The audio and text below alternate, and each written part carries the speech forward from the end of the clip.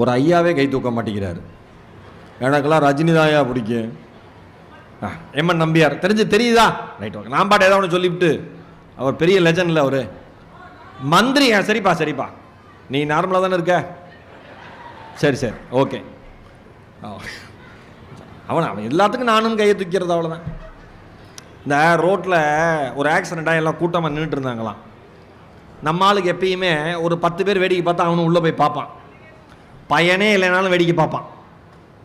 கூட்டமாக நின்றுருக்கானுங்க. இவன் உள்ளே போகணும், உள்ளே போக முடியல.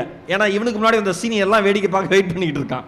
நவுருங்க என்னாச்சு? ஆக்சிடென்ட் ஆகி போச்சு. ஐயோ ஆக்சிடென்ட், சித்தப்பாவுக்கு நவுருங்க. எல்லாம் வழி விட்டுருக்கானுங்க.